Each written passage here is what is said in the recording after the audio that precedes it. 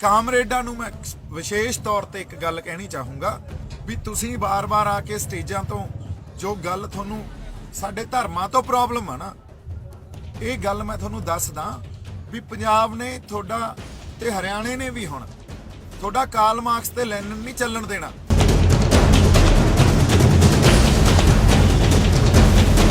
ਸਾਡੇ ਜਿਹੜੇ way of life ਨੂੰ ਤੁਸੀਂ ਕਿਵੇਂ ਚੇਂਜ ਕਰ ਦੋਗੇ? ਲੋ ਮੇਰੇ ਤੇ 10 ਮਤੇ ਹੋਰ ਪਾ ਦਿਓ। ਤੁਸੀਂ ਪਹਿਲਾਂ ਤਾਂ ਮਤੇ ਵਾਰ-ਵਾਰ ਪਾਈ ਬੈਠੇ ਹੋ ਨਾ, ਇੱਕ ਵਾਰੀ ਕਹਿ ਕੇ ਨਹੀਂ ਸਰਦਾ ਸੀ, ਵਾਰ-ਵਾਰ ਇਹੀ ਗੱਲ ਕਹੀ ਗਈ ਔਰ ਮੈਂ ਕਿਹਾ ਸਿਰ ਮੱਥੇ।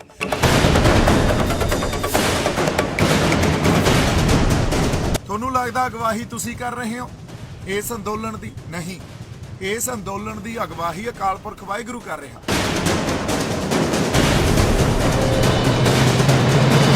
ਜਿਵੇਂ ਜਿੰਨੇ ਸਤਰਕ ਅਸੀਂ ਹੈਗੇ ਆ, ਜਿੰਨਾ ਇੱਕ ਦੂਜੇ ਨਾਲ ਪਿਆਰ ਦਿਖਾ ਰਹੇ ਆ, ਇਹ ਅਕਾਲ ਪੁਰਖ ਵਾਹਿਗੁਰੂ ਦੀ ਅਗਵਾਈ 'ਚ ਤੇ ਲੋਕਾਂ ਦੀ ਆਪ ਦੀ ਸਮਝਦਾਰੀ ਤੇ ਜ਼ਿੰਮੇਵਾਰੀ।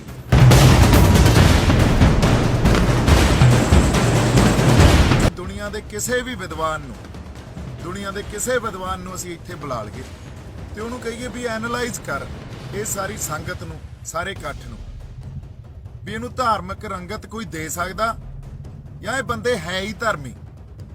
ਤਾਂ ਸਾਡੇ ਸਾਹਮਣੇ ਇਹ ਗੱਲ ਪ੍ਰਤੱਖ ਰੂਪ 'ਚ ਸਾਡੇ ਸਾਹਮਣੇ ਆ ਜਾਊਗੀ ਵੀ ਇਹ ਬੰਦੇ ਹੈ ਹੀ ਧਰਮੀ।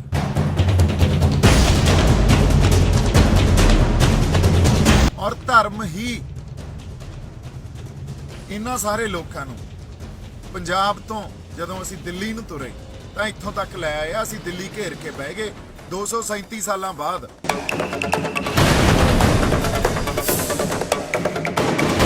ਇਸ ਮੋਰਚੇ ਦੀ ਬਿਊਟੀ ਇਹ ਆ, ਖੂਬਸੂਰਤੀ ਇਹ ਆ ਵੀ ਇੱਥੇ ਨਮਾਜ਼ ਵੀ ਅਦਾ ਕੀਤੀ ਜਾਂਦੀ ਆ, ਇੱਥੇ ਹਨੂਮਾਨ ਚਾਲੀਸਾ ਦਾ ਪਾਠ ਵੀ ਹੁੰਦਾ ਤੇ ਇੱਥੇ ਜਪਜੀ ਸਾਹਿਬ ਤੇ ਰਹਿਰਾ ਸਾਹਿਬ ਦਾ ਨਿਤਨੇਮ ਵੀ ਹੁੰਦਾ।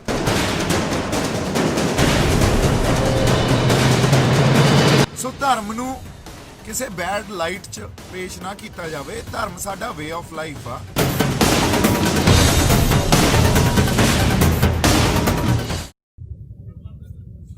ਸਤਿ ਸ਼੍ਰੀ ਅਕਾਲ ਜੀ।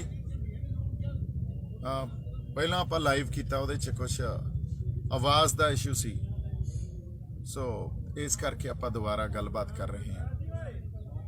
ਗੱਲ ਆਏ ਆ ਵੀ ਬੜੀ ਸੁਹਿਰਦਤਾ ਨਾਲ, ਬੜੀ ਸੂਝ-ਬੂਝ ਨਾਲ ਇਸ ਗੱਲ ਨੂੰ ਵਿਚਾਰਨ ਵਾਲੀ ਗੱਲ ਆ। ਆਪਾਂ ਵਾਰ-ਵਾਰ ਜਿਸ ਇੱਕ ਏਜੰਡੇ ਦੇ ਸ਼ਿਕਾਰ ਹੋ ਜਾਂਦੇ ਆ ਜਾਂ ਸਾਨੂੰ ਡਰਾ ਦਿੱਤਾ ਜਾਂਦਾ ਉਸ ਏਜੰਡੇ ਦੇ ਰਾਹੀਂ, ਸੋ ਉਸ ਏਜੰਡੇ ਨੂੰ ਅੱਜ ਆਪਾਂ ਸੁਹਿਰਦਤਾ ਨਾਲ ਵਿਚਾਰੀਏ ਤੇ ਸਮਝੀਏ।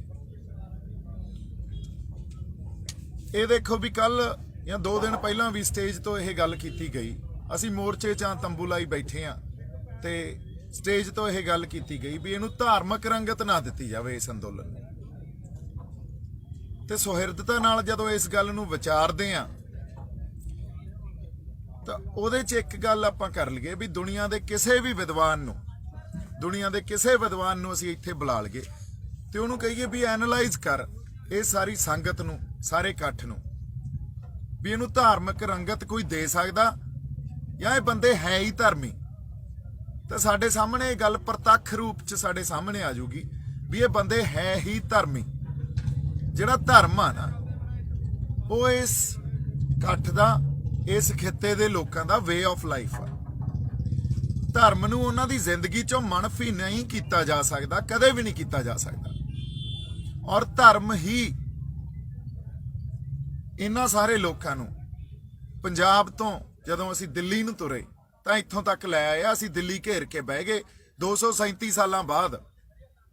ਸੋ ਇਸ ਕਰਕੇ ਧਰਮ ਨੂੰ ਜਾਂ ਅਸੀਂ ਕਹੀਏ ਵੀ ਮਨਫੀ ਕਰ ਦਈਏ, ਇਹ ਜਿਹੜਾ ਜਜ਼ਬਾ ਆਇਆ ਇਹ ਗੁਰੂ ਨਾਨਕ ਸਾਹਿਬ ਲੈ ਕੇ ਆਏ ਆ ਇੱਥੇ। ਸਾਨੂੰ ਸਾਡਾ ਵੇ ਆਫ ਲਾਈਫ ਆ ਧਰਮ, ਤੇ ਧਰਮ ਸਾਨੂੰ ਆਪਸ 'ਚ ਜੋੜਦਾ, ਆਪਸ 'ਚ ਸਾਂਝੀਵਾਲਤਾ ਦਾ ਸੁਨੇਹਾ ਦਿੰਦਾ।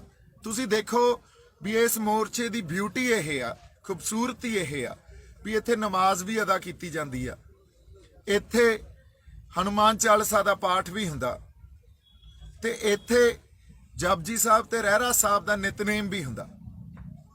ਇੱਥੇ ਸਾਡੇ ਮੁਸਲਮਾਨ ਭਰਾ ਵੀ ਅਰਦਾਸ ਕਰਦੇ ਆ, ਸਾਡੇ ਹਿੰਦੂ ਭਰਾ ਵੀ ਅਰਦਾਸ ਕਰਦੇ ਆ ਤੇ ਸਾਡੇ ਸਿੱਖ ਭਰਾ ਵੀ ਅਰਦਾਸ ਕਰਦੇ ਆ।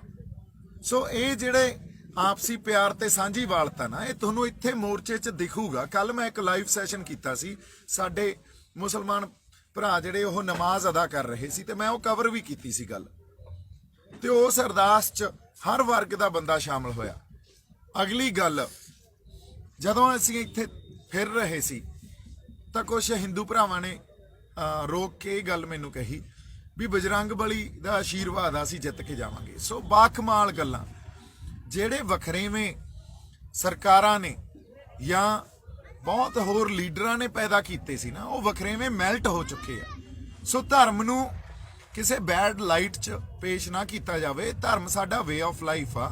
ਇਨਫੈਕਟ ਜੇ ਐਜੀਟੇਸ਼ਨ ਜਾਂ ਅੰਦੋਲਨ ਜਾਂ ਇੱਕ ਰੈਵੋਲੂਸ਼ਨ ਇਸ ਖਿੱਤੇ 'ਚੋਂ ਉੱਠਣਾ, ਤਾਂ ਉਹ ਧਰਮ ਉਹਦੇ 'ਚ ਸੁਭਾਵਿਕ ਤੌਰ ਤੇ ਬਹੁਤ ਵੱਡੀ ਇੱਕ ਸਪੇਸ ਲਊਗਾ, ਕਿਉਂਕਿ ਸਾਡਾ ਇਤਿਹਾਸ ਆ। ਸਾਡੇ ਕੋਲੇ ਉਹ ਇਤਿਹਾਸ ਵੀ ਸਾਨੂੰ ਜਜ਼ਬਾ ਦਿੰਦਾ, ਸਾਨੂੰ ਸੇਧ ਦਿੰਦਾ, ਸਾਨੂੰ ਪ੍ਰੇਰਿਤ ਕਰਦਾ, ਤੇ ਧਰਮ ਸਾਨੂੰ ਤਾਕਤ ਦਿੰਦਾ ਜ਼ਬਰ ਤੇ ਜ਼ੁਲਮ ਨਾਲ ਲੜਨ ਦੀ।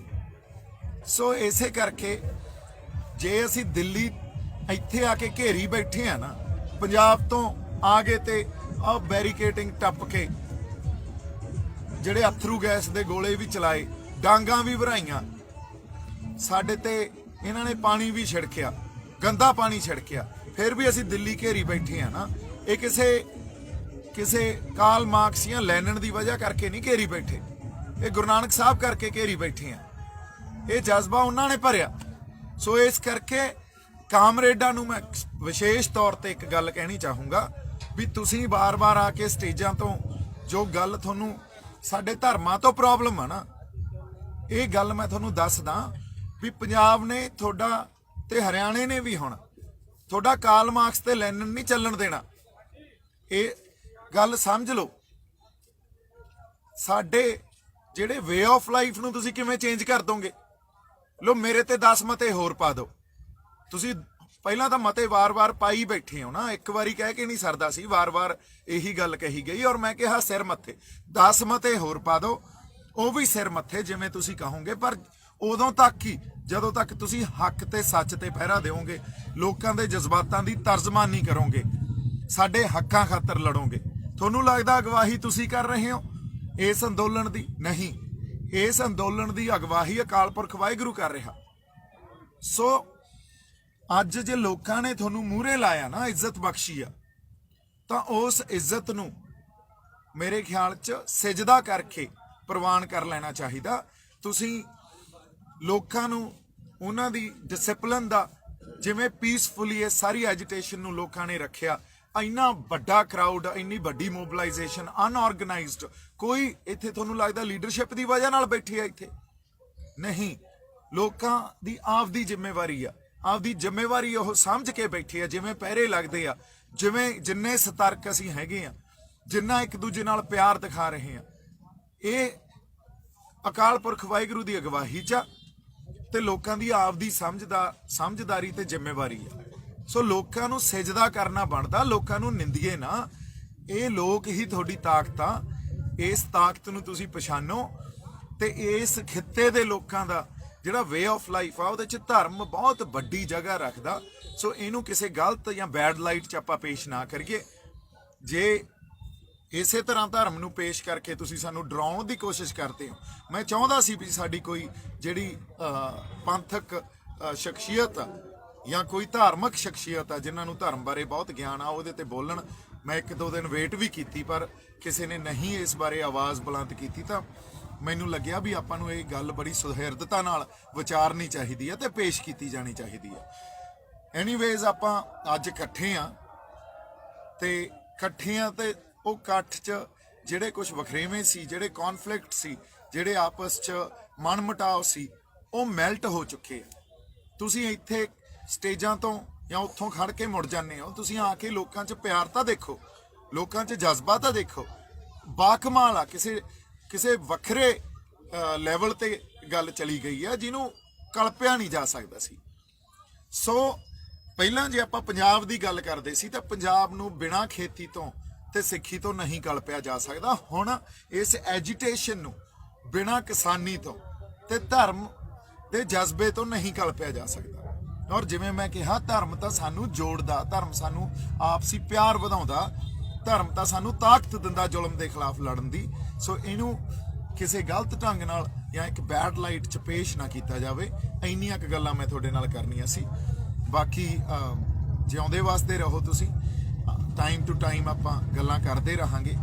ਇੱਕ ਗੱਲ ਜਿਹੜੀ ਬਹੁਤ ਜ਼ਰੂਰੀ ਆ ਵੀ ਜਿਹੜੇ ਥਾਂ ਤੇ ਅਸੀਂ ਖੜੇ ਆ ਉਹ ਸਾਡੇ ਲਈ ਬੜੀ ਜ਼ਿੰਮੇਵਾਰੀ ਸਾਡੇ ਹੋਰ ਵੱਧ ਗਈ ਆ। ਅਸੀਂ ਸਹਿਜ ਵੀ ਬਣਾਏ ਰੱਖਣਾ, ਆਪਦੇ ਅੰਦਰ ਠਰਮਾ ਵੀ ਰੱਖਣਾ, ਤੇ ਇਹ ਨਾ ਹੋਵੇ ਵੀ ਅਸੀਂ ਸਰਕਾਰ ਨੂੰ ਕੋਈ ਉਹ ਤਾਂ ਚਾਹੁੰਦੇ ਆ ਵੀ ਆਪਾਂ ਕੋਈ ਨਾ ਕੋਈ ਗਲਤੀ ਕਰੀਏ ਤੇ ਉਹਨਾਂ ਨੂੰ ਕੋਈ ਨਾ ਕੋਈ ਆਪਾਂ ਬਹਾਨਾ ਉਹਨਾਂ ਨੂੰ ਮਿਲ ਜੇ ਤਾਂ ਕਿ ਉਸ ਗਲਤੀ ਨੂੰ ਉਹ ਆਊਟ ਆਫ ਪ੍ਰਪੋਰਸ਼ਨ ਜਾਂ ਇੱਕ ਆਪਦੇ ਏਜੰਡੇ ਅਧੀਨ ਕਿਸੇ ਹੋਰ ਢੰਗ ਨਾਲ ਪੇਸ਼ ਕਰਨ ਤੇ ਸਾਡੇ ਤੇ ਕੋਈ ਐਕਸ਼ਨ ਕਰਨ। ਸੋ ਇਸ ਗੱਲ ਦਾ ਖਿਆਲ ਖਾਸ ਤੌਰ ਤੇ ਰੱਖਿਆ ਜਾਊਗਾ ਤੇ ਜਿਹੜੀ ਲੀਡਰਸ਼ਿਪ ਆ ਉਹਨਾਂ ਨੂੰ ਮੈਂ ਬੇਨਤੀ ਤੇ ਅਰਜ਼ ਕਰਦਾ, ਇਸ ਗੱਲ ਦਾ ਖਿਆਲ ਰੱਖਿਆ ਜਾਵੇ। ਅਸੀਂ ਆਪਦੇ ਲੋਕਾਂ ਦਾ ਨੁਕਸਾਨ ਨਹੀਂ ਕਰਾਉਣਾ, ਅਸੀਂ ਜਿੱਤ ਕੇ ਵੀ ਜਾਣਾ। ਸੋ ਬੜੀ ਜ਼ਿੰਮੇਵਾਰੀ ਆ ਤੁਹਾਡੇ ਮੋਢਿਆਂ ਤੇ। ਤੁਸੀਂ ਸਾਡੇ ਲੋਕਾਂ ਨੂੰ ਸਰਾਹੋ, ਉਹਨਾਂ ਦੀ ਜਿਹੜਾ ਸੈਂਸ ਆਫ ਰਿਸਪੌਂਸਿਬਿਲਿਟੀ ਆ, ਜ਼ਿੰਮੇਵਾਰੀ ਦਾ ਅਹਿਸਾਸ ਆ ਜਿਹੜਾ ਉਹਨਾਂ 'ਚ, ਉਹਨੂੰ ਸਰਾਹੋ। ਤੇ ਬਾਕਮਾਲ ਲੋਕਾਂ ਦਾ ਬਿਹੇਵੀਅਰ ਆ, ਲੋਕਾਂ ਨੇ ਜੋ ਇੱਥੇ ਆ ਕੇ ਮਾਹੌਲ ਸਿਰਜਿਆ, ਤੁਸੀਂ ਦੇਖੋ ਇਨਹਿਊਮਨ ਕੰਡੀਸ਼ਨਸ 'ਚ ਰਹਿਣਾ, ਹਿਊਮਨ ਰਾਈਟਸ ਦੀ ਵਾਇਓਲੇਸ਼ਨ ਕਰ ਰਹੇ ਆ, ਪਰ ਸਾਡੇ ਲੋਕ ਕਿੰਨੇ ਸਤਰਕ ਆ, ਕਿੰਨੇ ਜ਼ਿੰਮੇਵਾਰ ਆ ਤੇ ਸਜਦਾ ਕਰਦੇ ਆ ਉਹਨਾਂ ਦੇ ਇਸ ਜਜ਼ਬੇ ਨੂੰ। ਜਿਵੇਂ ਮੈਂ ਕਿਹਾ, ਇਹ ਜਜ਼ਬਾ ਸਾਨੂੰ ਗੁਰੂ ਨਾਨਕ ਸਾਹਿਬ ਤੋਂ ਹੀ ਮਿਲਦਾ, ਇਹ ਜਜ਼ਬਾ ਉਸੇ ਧਰਮ ਤੋਂ ਹੀ ਮਿਲਦਾ। ਜਿਉਂਦੇ ਵਾਸਤੇ ਰਹੋ, ਬਹੁਤ ਸਾਰਾ ਪਿਆਰ ਤੇ ਸਤਿਕਾਰ। ਸਤਿ ਸ਼੍ਰੀ ਅਕਾਲ ਜੀ।